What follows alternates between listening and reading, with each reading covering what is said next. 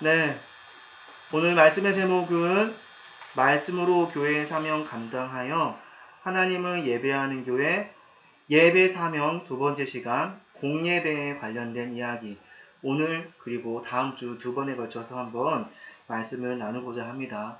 우리 계속해서 우리 말씀으로 교회 스피릿에 관련돼서 이야기를 나누고 있죠.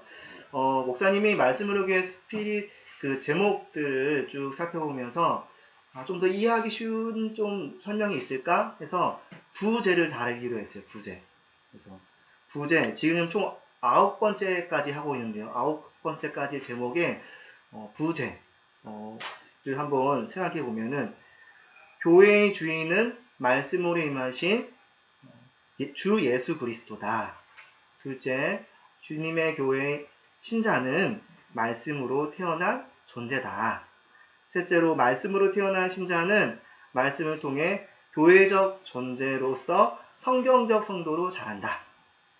넷째로, 성경적 성도는 하나님 나라 공동체로서 말씀, 교제, 성례, 기도에 힘쓰는 성경적 교회로 산다.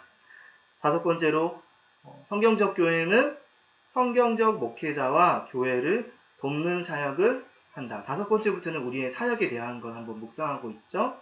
여섯 번째는 교회 연합 사역을 한다. 일곱 번째는 제자 사역을 한다. 여덟 번째는 말씀 사역을 한다. 그리고 지금 묵상하고 있는 아홉 번째는 예배 사역. 예배 사역을 한다.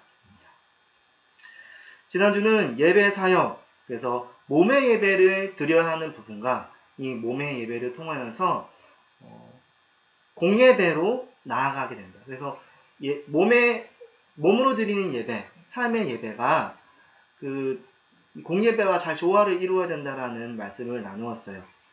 오늘은 삶의 예배, 그 다음 공예배에서 그러면 공예배를 어떻게 드려야 될까? 공예배에 대한 이야기를 좀 해보려고 합니다. 로마서 12장 1절 말씀, 지난주 한번 읽었던 말씀인데 제가 한번 읽어볼게요. 그러므로 형제들아, 내가 하나님의 모든 자비하심으로 너희를 권하노니 너희 몸을 하나님이 기뻐하시는 거룩한 산제물로 드리라. 이는 너희가 드릴 영적 예배니라. 몸으로 드리는 영적 예배는 삶의 예배만을 말하는 것이 아니에요. 네, 그런 오해는 하시면 안 됩니다. 공예배도 포함된다. 몸으로 드리는 예배. 공예배도 몸으로 드리는 예배가 아닌가요? 맞죠? 공예배로 우리는 하나님의 은혜에 대한 반응으로 우리의 믿음과 헌신을 보여드립니다. 몸으로 삶의 예배를 드리는 자의 그 목적은 결국 주일날 몸으로 온전한 공예배를 드리기 위함이라는 거. 지난주 나눴었죠? 그래서 마태복음 5장 23절, 24절 말씀 유의문을 참조하시면 됩니다. 그러므로 예물을 제단에 드리려다가 거기서 내 형제에게 원망 들을 만한 일이 있는 것이 생각나거든 예물을 제단 앞에 두고 먼저 가서 형제와 화목하고 그 후에 와서 예물을 드리라. 어떤가요? 하나님을 예배하고 싶지만 형제와 사이에 범죄하면은 드릴 수 없습니다. 평소에 몸의 예배를 잘 드려야 하는 거예요. 그리고 이를 토대로 몸으로 드리는 공예배로 나아가는 거죠. 그러니 삶의 예배는 주일 공예배로 향하고 있다. 또 한편 교회적으로 볼 때도 혼자 몸으로 드린 예배는 온전하지 못한 거예요. 왜냐하면 우리 몸은 혼자일 때는 온전하지 못하고 교회로 연합하여 하나 될 때 온전하다고 하기 때문이에요. 그렇죠, 이찬영 어린이? 맞죠, 이찬영 어린이? 예수를 믿는 우리는 이제 혼자가 아니라 교회가 하나된 존재이기 때문에 그렇습니다. 그런데 어떻게 혼자 드리는 예배가 온전한 예배라고 할 수 있는가? 그럼 이제 온전한 예배, 한 몸으로 드리는 공예배를 어떻게 드려야 될지 생각해 보겠습니다. 자, 먼저 한번 태초에 있었던 일들을 한번 생각해 보고 싶어요. 첫 번째 파트 들어갑니다. 하나님은 태초에 천지를 창조하시고 사람을 하나님의 형상으로 창조하셨습니다. 사람이 하나님의 형상으로 창조되었다는 것은 하나님을 닮은 영적 존재였다는 거예요. 즉, 다른 피조물은 육체적 존재였지만 사람은 육체적 존재이면서도 어떤 존재다? 영적 존재. 그래서 사람은 자아가 있습니다. 자아. 스스로 판단하고 선택할 수 있는 그런 능동적 존재라는 거예요. 지, 정, 의가 있어서 지식을 습득하여 그 지식을 바탕으로 감정을 쏟습니다. 의지를 자율적으로 발휘할 수 있는 하나님을 닮은 영적 존재라는 거예요. 그래서 유일하게 사람만이 하나님과 교제할 수 있는 존재였습니다. 사람은 하나님이 창조하신 세계를 보며 하나님을 높일 수 있었어요. 찬양할 수도 있고 세상을 보며 감탄하며 하나님을 경외할 수도 있다. 모든 것을 누릴 수 있도록 베풀어 주신 하나님을 사랑할 수도 있다. 피조세계를 다스리고 정복하며 땅을 충만하게 하신 하나님을 감사하며 찬양할 수도 있는 존재가 바로 우리예요. 영적 존재니까 하나님과 교제할 수 있는. 하나님께서 사람을 창조하신 목적은 분명했습니다.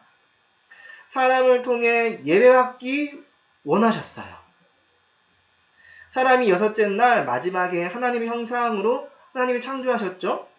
온 세상을 다스리는 대리 통치자로 세우신 것으로만 보아도 이를 잘 알 수 있습니다.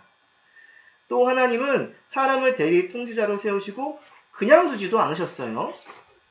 네, 명령하셨죠. 에덴 동산에 두시고 에덴 동산을 창설하시고 그곳에서 사람과 함께 지내셨던 것만 보아도 알 수 있는 부분이에요. 신약 요한복음에서 예수님은 아예 하나님께 하나님을 예배하는 자를 찾으신다라고도 이야기를 합니다. 그 하나님이 그런 불이 나는 거예요. 요한복음 4장 23절 말씀.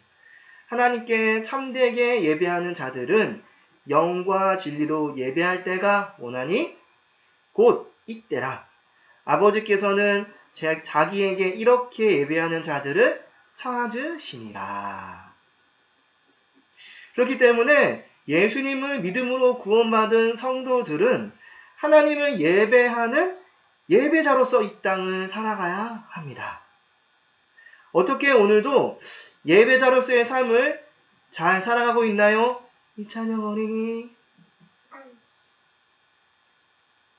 저는 모든 신자들이 하나님이 찾으시는 그런 예배자가 되어야 된다고 생각합니다.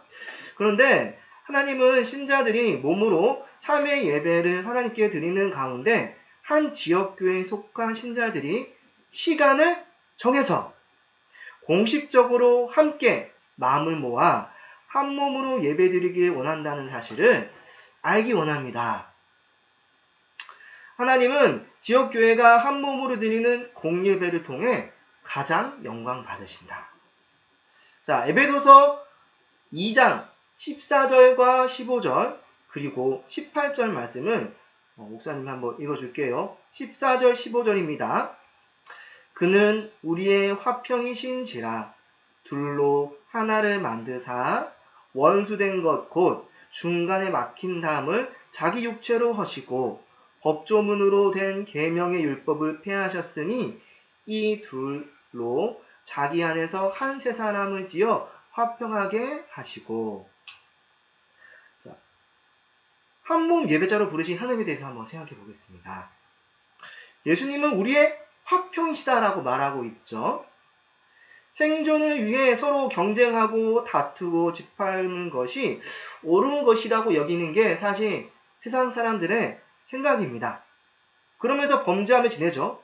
그런데 이제 예수 안에서 어떻게 됐다고요? 죄 사함을 받아서 서로 화평을 이루게 되었다. 예수님은 우리의 화평이다. 오늘 읽었던 말씀에서 그렇게 말하고 있습니다. 예수님은 우리 안에 막힌 담을 허물며 예수 안에서 한 새 사람으로 우리를 지으셨다라고 또 방금 읽었던 말씀에서 말하고 있죠. 재창조입니다. 원래 그런 존재는 없었어요. 새롭게 만들어졌다는 거예요. 예수 믿기 전에는 따로 국밥, 베프라고도 말하기도 합니다. 찐친이라고도 말하기도 하는데요. 그냥 사실 혼자인 거예요. 다 알아요. 베프하고 또 찐친하고 막 친하게 지내다가 헤어지고 방구석에 들어가서 이제 입을 탁 누르면 가슴 깊이 들어오는 그 외로움과 그 쓸쓸함. 옆에 아내가 있는데 남편이 있는데도 느껴지는 그 외로움. 네. 그게 우리가 영적 존재이기 때문에 그런 거예요. 새롭게 하나 된 존재로 하나님께서 예수 안에서 재창조하셨다는 이 말씀, 이 선언이 예수 안에서 우리 것이 될 때 우리는 하나님 안에서의 그 평안, 안식을 누리게 되는 겁니다. 우리는 이것을 교회적 존재, 교회라고 부릅니다. 그래서 예수님을 믿으면 이제 혼자가 아니에요. 이찬영 어린이, 우리는 혼자가 아니에요. 우리는 말씀으로 교회. 그렇죠? 아니에요. 혼자 아니에요. 교회와 한몸 되어 함께 살아갑니다. 교회의 신자들과 가족처럼 살아갑니다. 예수 안에서 함께 살아갑니다. 한편 그래서 신자는 혼자였을 때는 불완전한 존재입니다. 한 몸인 교회에 떨어져 있기 때문에 몸으로 치면 손만 있고 발은 없거나 심장이 없는 거예요. 우리는 손만 있고 발이 없거나 심장이 없는 상태를 완전한 상태라고 말하지 않습니다. 몸의 기관 중에 있어서 있어야 하는 그런 부분이 없으니까 불완전한 존재. 우리는 이것을 장애라고도 부르기도 합니다. 신앙적으로 볼 때 온전한 사람이라면 지역교회의 신자가 다 함께 있을 때가 바로 완전한 상태입니다. 서로의 부족함, 없는 것들을 서로 채워주기 때문에요. 그러므로 예배 드리는 것도 마찬가지예요. 혼자 드리는 예배는 부족합니다. 함께 드리는 예배, 교회로 드리는 예배가 완전한 예배다. 우리가 한 세 사람, 교회적 존재, 교회로 재창조되었기 때문입니다. 그래서 에베소서에서는 이렇게 말합니다. 18절 말씀에 유인물을 참조하시기 바랍니다. 에베소 2장 18절 말씀. 이는 그로 말미암아 우리들이 한 성령 안에서 아버지께 나아감을 얻게 하려 하심이라. 하나님께 우리를 한 세 사람, 교회적 존재로 만드신 이유는 혼자 예배드리며 살아가려고 한 것이 아니라 함께 한 성령 안에서 아버지께 나아감, 예배드리기 위해서였다. 주일 공예배가 온전한 예배인 것이 바로 여기에 있습니다. 하나님은 우리가 한 세 사람 교회적 존재로 드리는 예배를 받기 위해 우리를 재창조하셨습니다. 그러므로 지역교회에 한몸된 신자들은 일상에서 삶의 예배를 몸으로 드리는 가운데 또한 몸으로 한 몸, 한 세 사람 교회로 주일 공예배로 주님께 드려야 합니다. 그래서 하나님은 지역교회가 한 몸으로 공예배를 드리기 원하신다. 이렇게 생각할 수 있는 거예요.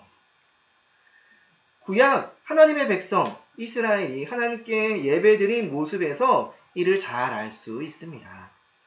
자, 출애굽기 시내산 이스라엘 백성들을 한번 생각해 볼까요? 시내산에 함께 그들은 예배드리기 위해서 다 모여가지고 공예배로 하나님께 예배드리면서 모세는 율법을 받습니다. 그렇죠? 출애굽 가나안 땅 여정 가운데에서는 또 어땠나요? 그들의 모습은 따로 국밥이 아니었어요. 하나 되어서 몸으로 예배드리면서 진군했습니다. 그래서 진군할 때는 하나님의 법궤를 중심으로 거기에 하나님이 임재하시죠. 그리고 그렇게 1년 황대로에서 체계적으로 모여서 함께 진군하였습니다. 그러다가 한 곳에 일정 기간 머물게 되면 어떻게 되죠?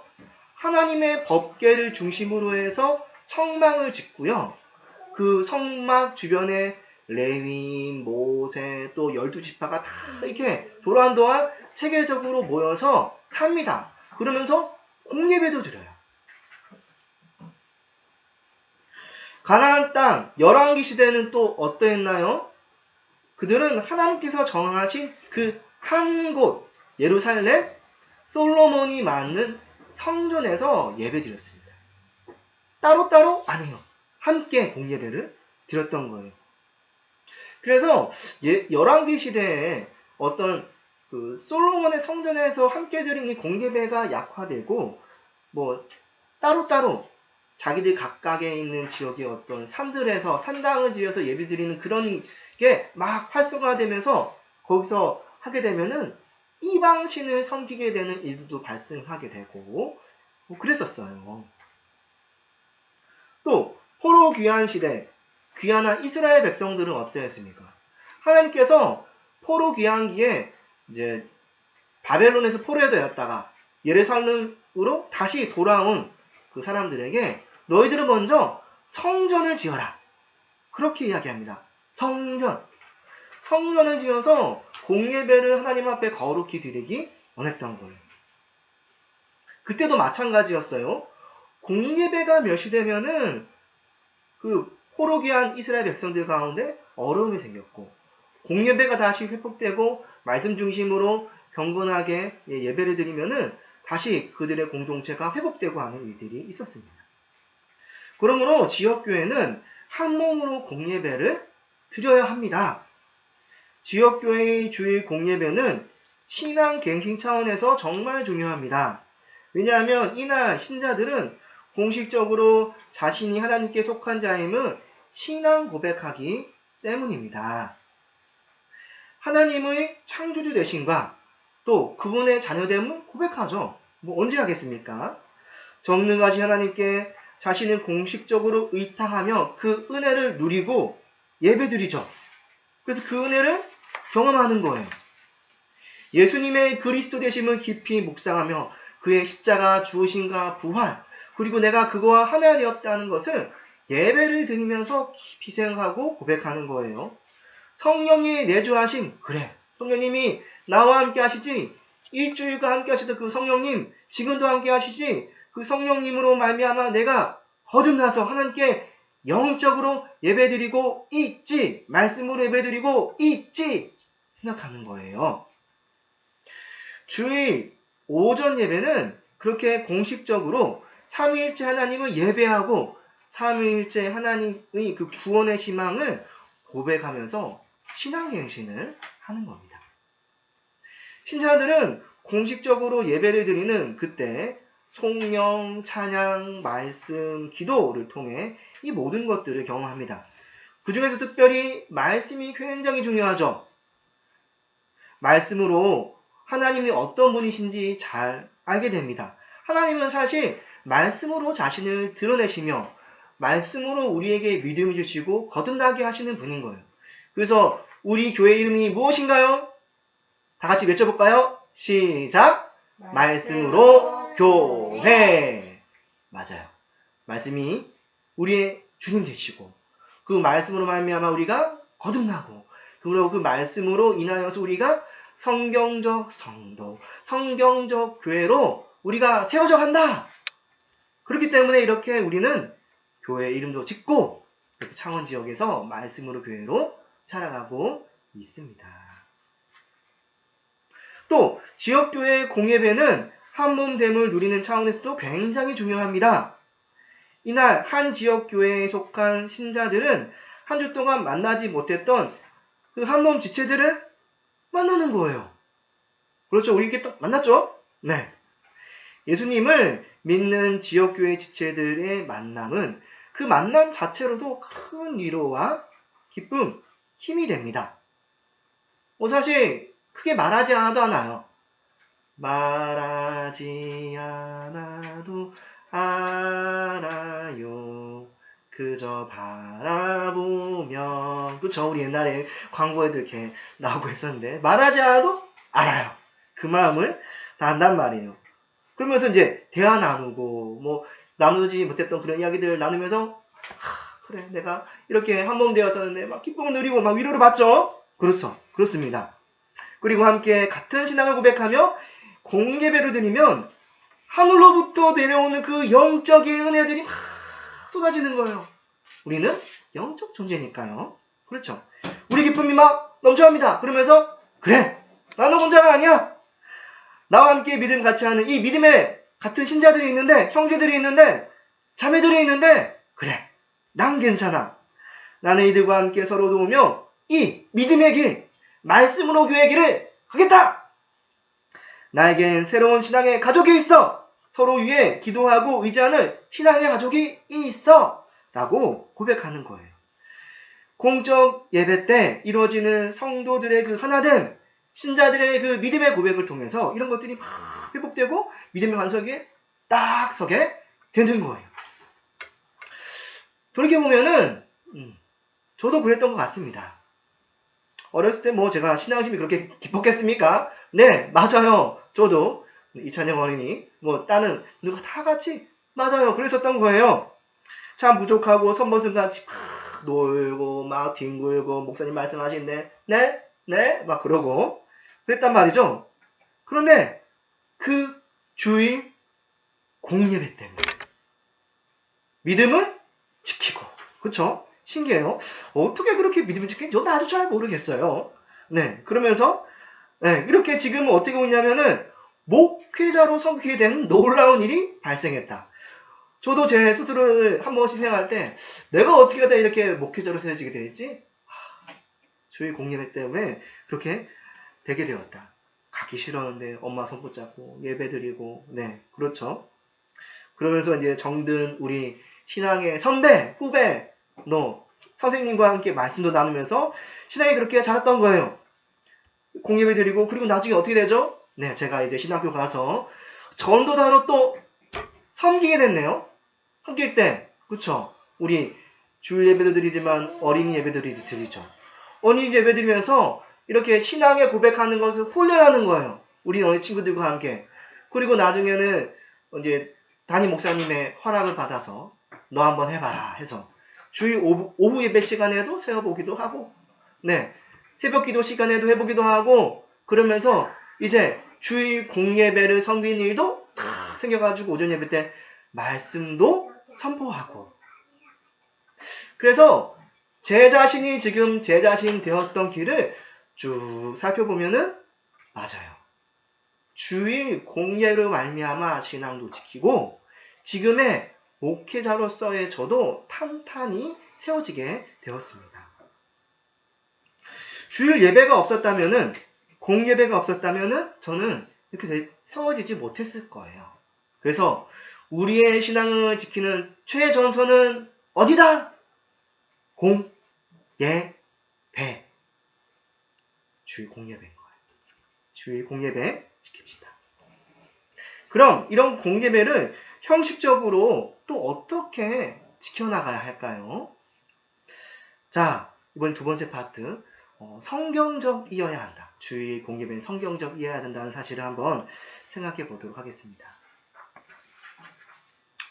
자, 먼저 구약 성경에는 우리가 공예배를 어떻게 드려야 하는지 다양한 내용들을 설명하고 있습니다.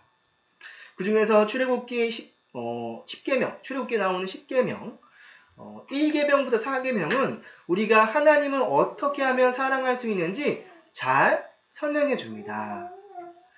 즉, 이것을 달리 말하면은 1계명부터 4계명이 우리가 하나님을 어떻게 하면 예배드릴 수 있는지를 알려준다는 거예요. 예배의 근본 원칙을 제시하고 있다. 이렇게 말할 수 있습니다. 1계명 예배의 대상을 딱 정해주고 있어요. 너는 나 외에 다른 신을 내게 두지 말라. 그렇죠? 예배 대상, 삼위일체 하나님. 그리고 예배의 방법, 이게며 넌 너를 위하여 새긴 우상을 만들지 마라. 그렇죠? 내 마음대로 내 뜻대로 하나님을 규격화하고 형식화하여서 하나님을 섬기지 말라는 거예요. 그러면 하나님을 왜곡하고 잘못 생각할 수 있기 때문에 그렇습니다. 3계명 예배의 자세입니다. 너는 내 하나님 여호와의 이름을 망령되게 부르지 말라. 그래서 우리 어떻게 합니까? 주일 공예배 때 나올 때 경건하게 마음을 갖고 그리고 옷도 차분하게 차려입고 마음도 하나님 앞에 죄 지었던 것들을 한번 살펴보면서 회개하면서 주일날 나오게 되죠. 하나님의 여호와의 이름을 망령되게 일컫지 않기 위해서 그런 거예요. 또 4계명 예배 시간에 대해서 딱 말해주고 있습니다. 주일 예배 시간은 언제 드린다? 안식일로 드린다. 지금으로 치면은 안식일 곧 주일날 기억하여서 거룩하게 지킨다. 이렇게 말할 수 있습니다. 하나님께 공예배를 드릴 때는 이렇게 예배의 대상, 방법, 자세, 시간들이 다 발라야 되는 거예요. 또 성경은 바른 예배의 형식에 대해서도 여러 가지 방법으로 특별히 율법, 제사법을 통해서 잘 알 수가 있는 부분이 있는데요. 자, 예배 드리는 장소는 출애굽기 25장 40절 말씀에 성막으로 해서 성막을 어떻게 세워야 되는지 잘 나와 있어요. 또 예배 드릴 때의 제물은 레위기 1장부터 7장에 대해 잘 나와 있습니다. 이 제물이 누구죠? 나를 드리는 거예요. 우리 로마서 12장 1절부터 2절 드렸죠? 몸을 한 주간 동안 하나님 앞에 거룩한 영적 제물을 드려요. 또 주일날 어떻게 하죠? 나를 몸으로 하나님 앞에 주님 나의 몸 모든 거 드립니다. 우리 아까 전에 차영님이랑 말씀 나눴죠? 우리 모두 예배하는 자 되어 신령과 진정으로 예배하자 하면서 예배를 기여하면서 나를 주님 앞에 탁 드리는 거예요. 또 예배를 주관하는 사람 제사장의 자격과 직무는 어떠한가? 레위기 8장 10절에도 잘 나와 있죠. 그래서 저도 제가 사실 이 시간 제사장이라고도 말할 수 있겠지만 저만 제사장 아닙니다. 네, 지금은 많은 제사장이죠. 맞아요. 모든 신자들이 하나님 앞에 그 한 명의 제사장이 되어서 예배드리는 자로서 나아가는 거예요. 또 신약성경에서도 우리가 공예배를 어떻게 드려야 하는지 다양한 방식으로 설명하고 있습니다. 사도행전 2장 42절부터 47절에 보면은 초대교회가 형성된 초기에 그들이 하나님 나라 공동체로서 어떤 일에 힘쓰며 하나님을 어떻게 예배드리려고 힘썼는지가 잘 나와 있죠. 우리 지난 시간 배웠었죠. 자, 첫 번째 말씀, 두 번째 교제, 그리고 성찬, 그리고 기도. 하나님을 예배드리는 방식 가운데 아주 중요한 방식들이에요. 말씀, 교제, 성찬, 기도. 그리고 시간과 장소에 대해서도 날마다 예배드리면서 특별히 성전에 모이기를 힘썼다. 그렇죠? 공적으로 항상 모이기를 힘썼다는 거예요. 시간 불문, 장소 불문 그렇게 모이기를 힘쓰면서 특별히 성전에서 모이기를 힘썼다.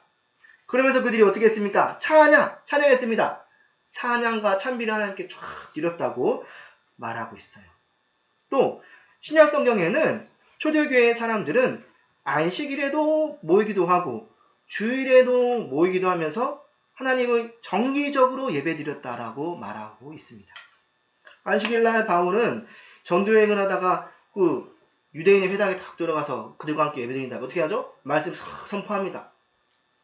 사도행전 16장 13절 말씀 그리고 사도행전 18장 4절 말씀이 잘 나와 있죠. 둘 중에서 사도행전 18장 4절 말씀을 한번 제가 읽어볼게요. 유의문 참조하시기 바랍니다. 안식일마다 바울이 회당에서 강론하고 유대인과 헬라인을 권면하니라. 그렇죠. 또 주일에 예배드렸습니다. 초대교회는 매주 첫날 주일날 모여 성찬도 하고 말씀도 듣고 헌금도 했었습니다. 고린도전서 16장 2절 말씀, 사도행전 20장 7절 말씀이 있는데요. 그 중에서 16장 2절 말씀 한번 읽어볼게요. 매주 첫날에 너희 각 사람이 수입에 따라 모아두어서 내가 갈 때 연보를 하지 않게 하라. 그렇죠. 맞습니다. 그들에게 그렇죠. 그러므로 이런 성경의 예배 내용으로 볼 때 현대를 살아가는 우리는 공예배로 드려야 되는 거예요. 그러면서 어떠해야 될까요? 자, 공예배는 성경적이야. 같이 외쳐볼까요? 시작! 공예배는 성경적이어야 한다. 우리 개혁교회 선배들은 예배가 성경적이어야 한다는 사실을 잘 알고 있었습니다. 그래서 그들은 성경 말씀을 연구하여 교회가 공예배를 드릴 때 갖춰야 할 예배의 필수 요소와 선택적 요소들을 한번 연구하였습니다. 분별했어요. 이렇게. 예배의 필수적 요소는 무엇인가 했을 때 말씀, 성찬, 기도, 찬양입니다. 말씀 부분은 말씀이 예배의 필수 요소인 것은 하나님께서 구약에서는 직접 또는 선지자들을 통해 또 신약에서는 예수님 또는 사도들을 통해서 하나님의 말씀을 선포하게 하시며 그들로 하나님을 예배하게 했기 때문입니다. 그래서일까요? 요한복음 1장 1절 말씀, 우리 말씀으로 교회의 표 말씀이기도 하죠. 태초에 말씀이 계시니라. 말씀이 곧 하나입니다. 그래서 그 정도이다 보니까 말씀이 예배의 중심인 거예요. 그리고 요한복음 4장 23절부터 24절 말씀에서는 하나님께 예배하는 자는 영과 진리로 예배하라고도 말하고 있어요. 즉, 신자는 영적인 존재로서 거듭난 영혼으로, 그러면서 하나님 예배할 때는 진리 대신 주 예수 그리스도, 그 복음의 핵심, 하나님 말씀으로 예배하며 나아가는 거예요. 요한복음 4장 23절부터 24절 말씀 제가 한번 읽어볼게요. 유의문 참조하시기 바랍니다. 아버지께 참되게 예배하는 자들은 영과 진리로 예배할 때가 오나니 곧 이때라. 아버지께서는 자기에게 이렇게 예배하는 자들을 찾으시니라. 하나님은 여기시니 예배하는 자는 영과 진리로 예배할지니라. 아멘. 또 성찬입니다. 성찬은 예수님께서 죽으시기 전날 밤 우리에게 명령하신 부분이에요. 직접 기념하라고 말씀하셨죠.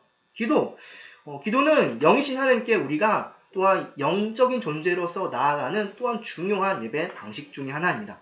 찬양이죠. 우린 찬양으로 영적인 존재로서 하나님을 찬양하는 거예요. 잘 알아두세요. 찬양은 아무나 할 수 없어요. 불신자도 할 수 없고요.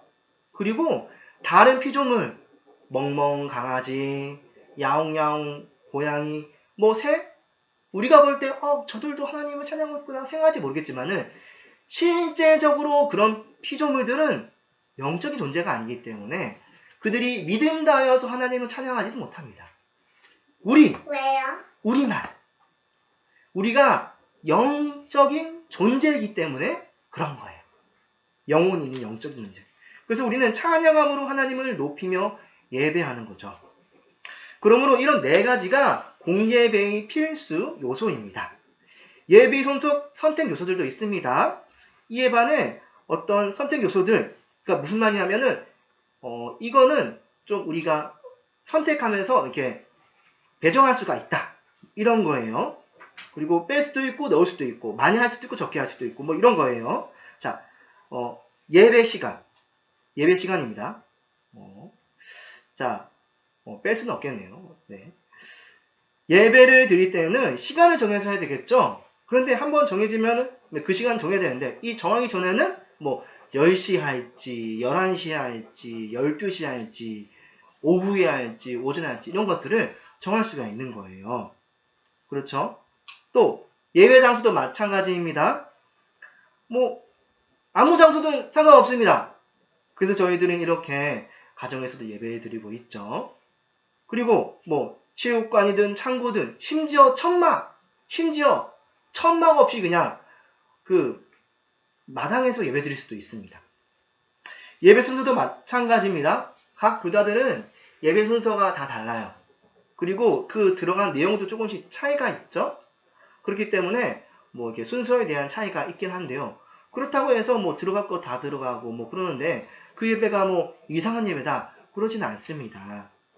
자, 순서 차이는 큰 문제가 되지 않습니다.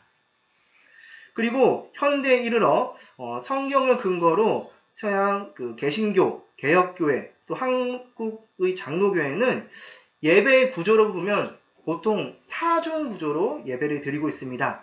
무슨 말이냐면요. 첫 번째, 개회, 부름. 두 번째, 선포와 고백. 세 번째, 선망찬. 네 번째, 파송, 축도. 이런 식으로 해서 예배가 4개로 구분되어서 그런 구약도 이제 현대에 이르기까지 예배가 이렇게 발전해 와서 하나님을 성경적으로 예배 드리기 위해서 교회는 애써왔습니다. 그러면 만약 이렇게 공예배를 성경적 형식과 그 의미를 담아서 드리지 않는다면 어떻게 될까요? 좀 극단적 예시일 수도 있어요. 하지만 구약 시대는 그랬어요. 큰 화가 있었습니다. 금송아지 사건 출애굽기 32장 혹시 아나요? 네, 금송아지 사건이 뭐냐면은 모세가 하나님 앞에 그 십계명 돌판을 받기 위해서 시내산에 올라가게 돼요. 근데 40일 동안 거기서 금식하면서 모세는 이제 하나님의 십계명을 받게 되는데 율법을 받는데 그 기간 동안 그 아래에서 백성들과 아론은 그 일이 어떻게 진행했는지 몰랐던 거예요. 그럼 사람들이 이렇게 모르게 되면 어떻게 하죠? 좀 불안해합니다. 걱정도 하고 그리고 딴 생각을 하는 거예요. 딴 생각을 했는데 이게 지나쳤어요.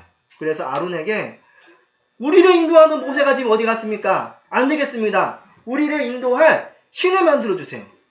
아론이 겁나죠. 모든 그 이스라엘 백성이 떼거지로 몰려와가지고 막 해달라고 하니까. 그래서 아론은 정말 그들이 부탁했던 대로 금송아지를 만들었어요. 너희들 그러면 그 금목걸이, 금귀걸이 다 가져와 보세요. 해가지고 금을 녹여 부어가지고 금송아지를 만들었어요. 그리고 나서 내일은 여호와의 성일이다. 그냥 자기 마음대로 선포해버린 거예요. 그리고 그 다음날 사람들은 좋다. 먹고 마시고 막 뛰놀고 그 금송아지가 하나님 그 금송아지에게 하나님 외쳤던 거예요. 하나님은 어떻게 하고 있죠? 왜곡, 변질, 이상하게 예배 드렸던 거예요. 그러자 하나님이 어떻게 하신 줄 아세요? 네. 하나님이 그거 알았을까요? 몰랐을까요? 알았어요. 하나님이 진노하셨어요. 그래서 모세에게 너 지금 빨리 내려가라. 너희 백성들이 범죄했다. 엉뚱한 공예배를 드리고 있다. 내가 지금 진노하였다. 내가 저들을 파멸시켜버리겠다. 모세가 놀라죠? 그래서 하나님 앞에 기도합니다. 하나님 용서해주세요. 그들을 위해서 마치 예수님이 우리의 죄를 대속하여서 그러면서 우리를 위해서 진짜 뭐 죽으셨던 것처럼 그렇게 간절한 마음으로 자기 희생하는 마음으로 막 하면서 그걸 이제 무마시켰습니다. 그래가지고 이제 모세가 딱 내려가서 어떻게 했냐면 십계명 돌판 깨트리고 그거 다 불사지르고 빻아가지고 막 물에 흘려 보내고 그것을 끝났을까요? 그리고 그 가운데 사람들이 결국 3,000명 죽인다. 3,000명을 목숨을 잃었다. 그렇게 구약 때에는 이 공예배가 철저했어요. 참 참혹한 결과죠. 사람들은 생각해 너무 하시는 거 아니야? 생각할 수도 있습니다. 그런데 한번 생각해 보기 바랍니다. 눈앞에서 지금 하나님의 그런 모든 것들을 받기 위해서 지금 하나님은 그 시내산에 임재해가지고 막 구름이 가득하게 있고 모세는 올라가요. 그런데 밑에서 사람들은 공예배를 엉뚱하게 범죄하고 있고, 그렇죠? 사람들이 그냥 손바닥 뒤듯이 하나님을 요랬다, 저랬다, 요랬다, 저랬다. 이거는 범죄예요, 범죄. 이 사건만 있었던 게 아닙니다. 나답과 아비후 사건도 있어요. 이건 레위기 10장에 있는 사건입니다. 출애굽 이스라엘 제사를 담당했던 대제사장 아론, 그 아들들의 비극적 사건인데요. 당시 대제사장 아론에게는 4아들이 있었어요. 그 중에 2아들 나답과 아비후가 있었습니다. 그 2사람은 제사장으로서 하나님께 예배를 드릴 의무가 있었어요. 그래서 이제 성막에 들어가서 하나님께 분향하려고 하는데 하나님이 정하시지 않은 방식, 다른 불, 이 다른 불을 드리고 다른 불을 가지고 들어갔던 거예요. 그리고 다른 불로 분향하면서 하나님을 예배했어요. 뭘로요? 다른 불로. 하나님께서 명령하지 않은 다른 불로. 그 결과는 어땠을까요? 심각했어요. 즉결 심판. 즉사했어요. 즉사. 그 자리에서. 사실 구약 이야기를 지금 시대에 똑같이 대입할 수 있을까요? 없을까요? 없어요. 다 죽었어요. 맞아. 그럴 것 같으면은 목사님도 지금 못 살아남았을 것 같아요. 네. 하나님 감사합니다. 맞아요. 하지만 분명한 사실은 있습니다. 하나님은 그 형식과 의미가 퇴색하지 않는 진실된 바른 예배를 원하신다. 그 의미가 퇴색된 예배, 거짓된 예배를 기뻐하신다, 미워하신다? 미워하신다. 만약 공예배를 그렇게 드리면 어떻게 될까요? 그 결과는 사실 어떻게 될지 몰라요.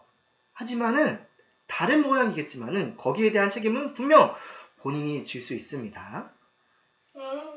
복과 저주가 지금도 현재형으로 진행되는 건 사실이기 때문이에요. 잘못된 공예배를 드린다면 그만한 그 공예배를 드릴 때 누리는 어떤 은혜들이 어떻게 될까요? 반감되겠죠. 자기를 자랑하고 자기의가 가득한 예배를 드리시는데 하나님께서 할렐루야, 그래 내가 내 자녀들의 예배를, 그래 내가 너희들 그 믿음의 반응들 내가 기뻐한다 할 수가 없잖아요. 그렇죠? 하나님의 은혜를 베푸시는데 그 은혜를 베푸시는 그 반응이 이상해요. 눈에 보이지 않고 잡히지 않는 그런 결과이겠지만 언제나 공예배에 그렇게 잘못되게 된다면은 거기에 대한 응당한 책임을 본인이 질 수밖에 없는 부분이 있습니다.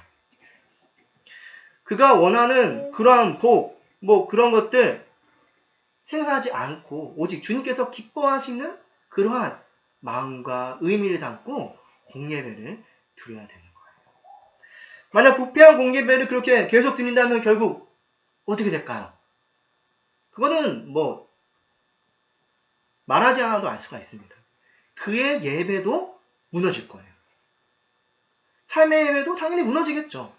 그리고 교회는 어떻게 될까요? 그럼 부패한 공예배를 계속 드리게 되면 다 붙어져요. 맞아요. 예배 공동체가 와야 될 거예요. 교회는 사라지게 될 거예요. 교회는 영원합니다. 하지만 지역교회는 무너지고 사라질 수 있습니다. 여러 가지 문제들이 막 터질 거고요. 죄로 말미암아 서로 당파짓고 싸우고 하다가 결국은 그 교회는 사라지게 될 겁니다. 자, 이제 말씀 읽겠습니다. 오늘 공예배에 대해서 말씀 나누었습니다. 공예배를 어떻게 드려야 되겠습니까? 하나님은 지역교회가 한 몸으로 공예배 드리기 원한다는 사실 한 몸으로 드려야 돼요. 그리고 공예배는 성경적이어야 한다는 사실을 꼭 기억하기 바랍니다. 기도하겠습니다.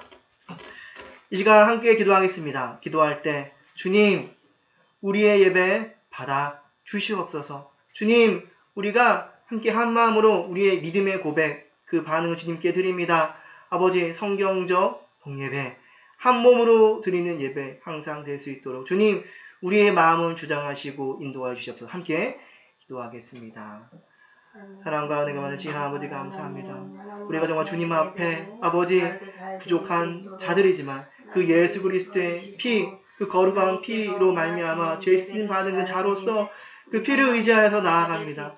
아버지 우리 예배를 받으시고 항상 주님 앞에 경건한 예배자로서 설 수 있도록 도와주시옵소서. 우리의 마음을 주장하여 주시고 우리를 붙들어 주시고 은혜를 충만히 내려주셔서 공예배로 드리는 그 예배 가운데서 충만한 은혜를 누리고 그 은혜로 힘입어서 주님 앞에 나아가며 하나님 앞에 그 모든 것들을 내려놓고 살아갈 수 있는 우리들 될 수 있도록 도와주시옵소서. 아버지로 인도하여 주시옵소서. 사랑과 은혜가 많으신 하나님 아버지 감사합니다. 우리 말씀으로 교회가 이렇게 창원지역에 개척해 나아가면서 계속 우리 말씀을 위해 스피릿이 어떤 것인지 묵상하고 있습니다. 아버지 작년서부터 계속 하고 있는데 이제 9번째 시간으로 이제 이번에는 공예배에 대해서 생각하고 있는데 아버지 주님 앞에 드리는 이 주일 공예배가 거룩한 예배로 드려질 수 있도록 인도하여 주셔서 한 몸으로 성경적 그러한 공예배 드릴 수 있도록 도와주시옵소서. 감사합니다. 예수님 이름으로 기도합니다. 아멘.